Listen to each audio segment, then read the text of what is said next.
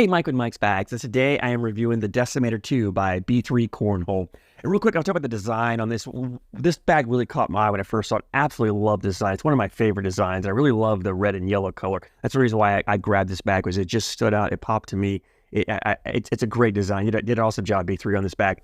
Now, material-wise, we'll start with the slow side. This Decimator 2 is a carpet bag, and this is the same carpet that you find on the BG Viking. It's a very popular carpet. Fly Magic uses it. The WTF Tango uses it. The Crazy 8 Dominator uses it.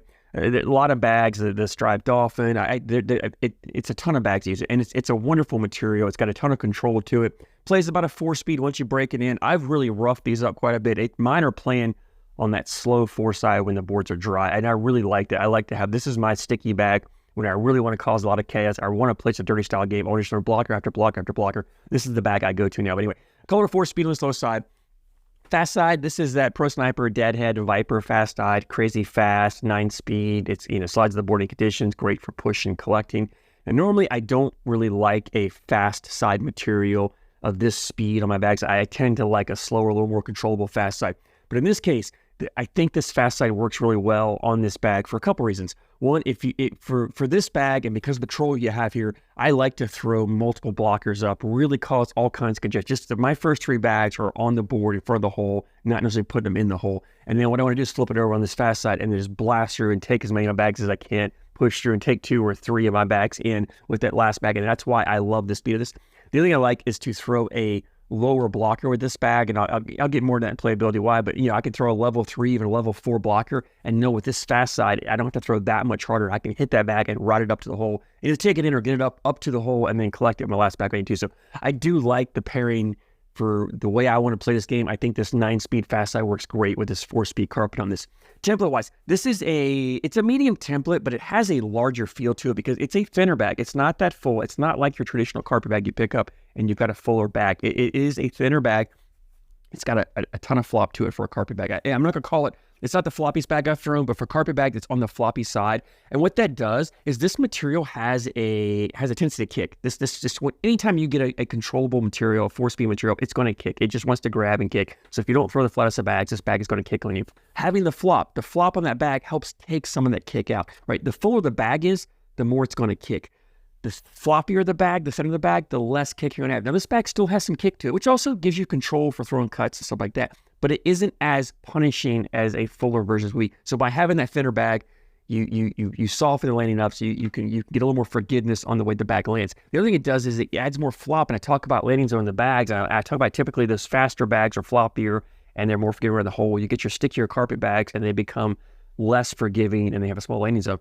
By having these extra flop, this bag does an excellent job of grabbing the hole. And the corners, they're actually not as rounded as you typically see on normal bags. It's not a square corner by any means. They're not square like the OG Game Changer. They're not quite as round, and you have a little more corner. And what that does is it actually gives the bag a little more ability to grab the hole as it goes by. Just get that corner, grab it, and this grabs it like a faster bag, does not like a traditional carpet bag. So in that way, you've got more forgiveness on the landing for the kick, and you've got more forgiveness on it on how it plays around the hole, which really makes this bag feel a lot more hole friendly than it really is. And I don't want to say this bag is not hole friendly, but this material, in the grand scheme of comparing all bags, this is not a hole friendly material. It never is. You're not going to have a 4-speed material that is hole friendly. The reason that this material is so controllable and plays at 4-speed is because it sticks. It grabs, has friction, has resistance. It sticks. Well, it also means around the hole, it's going to stick. It's not going to go in. Now, the bag does have that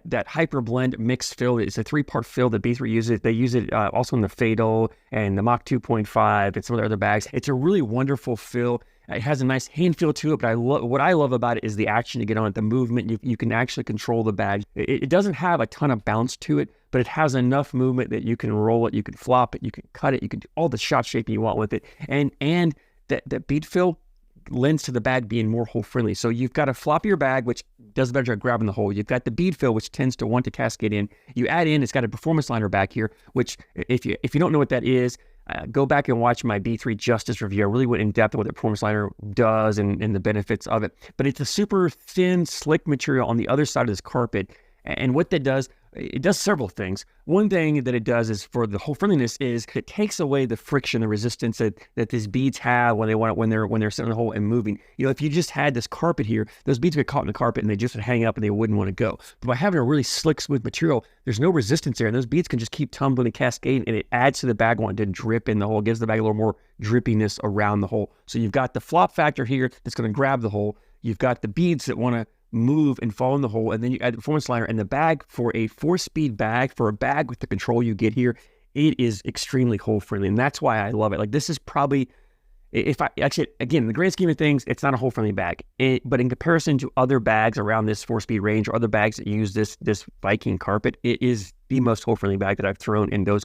So I love that about the bag. So it gives me the control that I would have in a carpet bag, but I have that hole friendliness that I would get in a faster bag. You kind of combine the best in both worlds on this bag. The other thing on this bag is ACO stamped, so it's ACO approved to play at ACO events, which in this new season 19, you're required to have an ACO stamped bag so you can throw this Decimator 2 in that if you play at an ACO event this year. Let's go ahead and jump into playability here, because I got a lot to say about that as well. And on the playability side of this bag, you know, you've got the control. You got the control of this material, and this is really a bag designed to play a dirty style game. I mean, you can run bags in the hole, and there are some situations where I will get in a moment, but honestly, this bag is designed to throw blockers, to cause congestion, to cause chaos, to just put bags in the way, and it does a great job. You can just put this blocker where you want on the board, anywhere you want. Like I said, I can get more aggressive because I have this faster side, and I can put this bag down level 3, level 4 blocker and really get in the way of my opponent. Now, where does that come in handy? Well, the times I want to put a lower block on the board is there's 2 reasons usually. One, if I have a player, my opponent, who's not great at pushing through bags, like they struggle with the push. Maybe they have a higher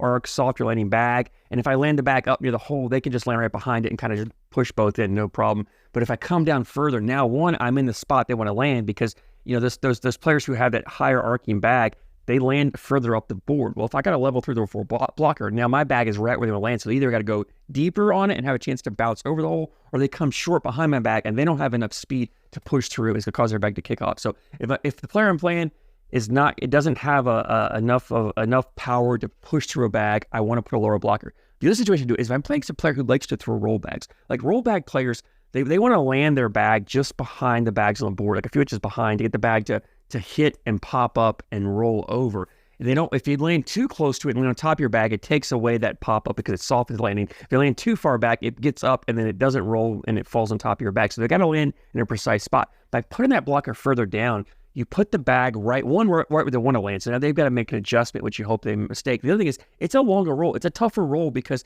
now your bag is further down. They get up over it, but there's a better chance of that bag stopping before it goes in and they leave their bag short. So I like to look where my opponent's landing their bags, and if I can put a blocker where they land their bag and make them adjust and move their landing spot, then I know I'm going to win that round. And that's what I like about it. I can put this bag further down, right where they're landing, right in their way, not where they traditionally see a blocker. And I had the speed to come through and need to and push and collect it up. And I have the confidence that I can do that with this fast side material. So I love that about the bag.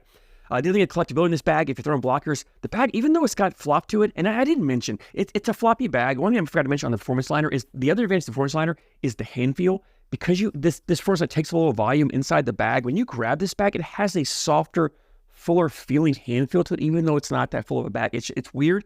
I love the way these bags with performance liner feel. They just have more of a softness to them, a better hand feel to them. So I love that. Now, collectability. The other thing I would say is typically floppy bags want to accordion up, right? But I don't know what it is about this bag, but it seems to do well clipping corners and collecting. Like, I have no problem doing that. Now, if the bag is like if I throw a level 2 or 3 block and I got a longer push and I clip a corner, I'm going to move it, but this bag's going to go past it and around. If I got to push further up the board, you've got to come more into the bag. You can't clip a corner. You've got to come more in and really ride that bag up. But if the bag is right up by the hole, so there's a bag just hanging up by the hole on the other side, I could just slide my bag in normally and just touch it and both bags will go in. I had no problem with that. The performance liner, the bead fill in here, when bags are hanging, and you'll get bags hanging. Bags will hang. Again, this material is not the best. Bags will hang just because anytime it's mirror, it will. But when bags are hanging, it's actually pretty collectible, these bags. It didn't take much to just clip them, hit them, and get them to drip in. Or if I had to step out, I could throw a cut. Like, this bag has enough movement, enough bounce to it. I have the control. I can throw cuts. It wants to hop up. I was hopping up at me a few times. Like, this is a bag you can roll, a bag you can flop. Like, this bag does a lot of everything better than I think it should. and just plays great. If you like to play that dirty style game, you like to shape shots, you like to cause congestion, chaos, and then clean up at the end, this Decimator 2 is the bag for you. Like it's just a fun bag to throw. And the last thing I'll say is the other situation where I like to pull this bag out is in humid conditions. When boards get really damp, there's condensation, there's moisture, where you're throwing bags and you're picking them up and your bags are wet in those situations, and the polyester bags are just hitting and stopping. This bag plays phenomenal. In fact, this slow side becomes faster, and this fast side slows down a touch. So this bag becomes, instead of a 4.9, when you get those boards that are super damp, this becomes more like a 5 or 6 on the slow, and maybe a 7 or 8 on the fast. So maybe a 5.7, 6.8 style bag, and it moves when other bags won't move. And I love this bag, and that's probably when I pull this bag out the most, is when boards are the wettest. The conditions are the wettest. That's when I want to pull this bag out, because I know I can then play bags, my bags will slide. I don't have to change my game, and my opponents do, and I love that about this. So if you play in an area where humidity and condensation and moisture is a big issue, this Decimator 2 is a phenomenal bag for those situations. So it leads me to availability, and B3 has a website, B3Cornhole.com.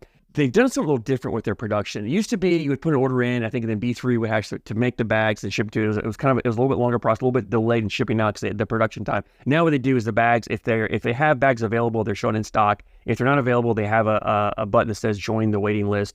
And what that does, if you want a bag, maybe you're looking for, I think the red were out of stock. If you want a red bag like this, which I don't know why you wouldn't, these things look awesome. If you want one of these, you don't just keep going and waiting for them to go in stock. Hit that join waiting list and put your information in. That notifies B3 that you're interested in a set of bags, so that the next time they do a production run, they can make a set and get a set to you. So it's critical that if you're looking for a specific color or specific design, to make sure you join that wait list and notify them that's what you want, so that they can make that for you. Hope that makes sense. But anyway, bags are $79.95 on their website. It's free shipping for them. B3 also gave me a discount code for all my viewers here for you guys. So MB10, MB10, put that in, save you 10%. So it basically runs down to about $72 for a set of bags. Phenomenal price. ACO stamp bag, high quality bag. I mean, some of the best bags out there for $72. It's just a phenomenal price. Great deal. I thank you guys so much for support, and I thank you for watching.